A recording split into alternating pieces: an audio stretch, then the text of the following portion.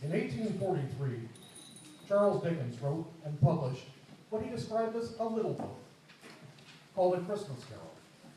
On the surface, it concerned the redemption of a hard-hearted and stingy man. More than this, however, it served Dickens as a public voice to speak out against the cruelty and inhumanity that he saw in the world around him. It was an open appeal to the public to combat ignorance and intolerance with learning and compassion, to share resources where there was need, to share food where there was hunger, to share comfort where there was sorrow, and to bring light into our own lives by bringing light into the lives of others. The many lessons taught in this little book are perhaps more important today than they were in Dickens' time. Of all the things it teaches, perhaps the most important is found early on in the story. Ebenezer Scrooge finds himself confronted by the ghost of his partner, Jacob Marley, who is bound to the earth by the chains of his own greed and tortured by regret. Marley tells Scrooge for the first time what the purpose of his life was meant to be. Listen now.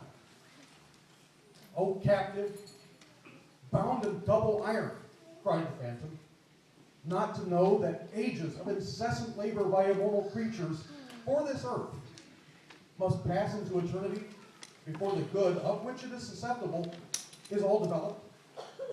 Not to know that any Christian spirit, working kindly in its little sphere, whatever it may be, will find its mortal life too short for its vast means of usefulness. Not to know that no space of regret can make amends for one life's opportunity misused. Yet such was I. Such was I." "But you were always a good man of business, Jacob," faltered Scrooge, who now began to apply this to himself. "Business!" cried the ghost, wringing its hands again. "Mankind was my business. The common welfare was my business.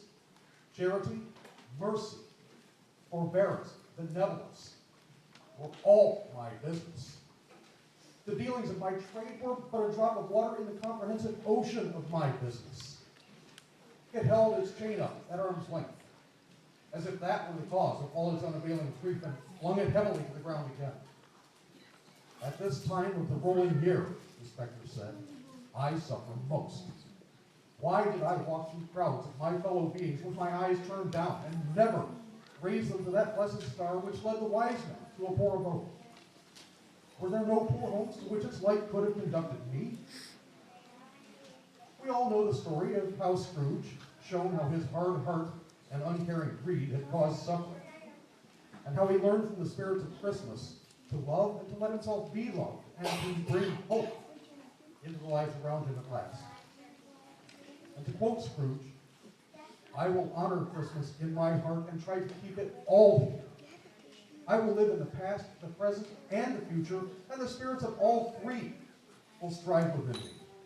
I will not shut out the lessons that they teach." And so in the end, it was always said of him that he knew how to keep Christmas well if any man alive possessed the knowledge. May that be truly said of us and of us all.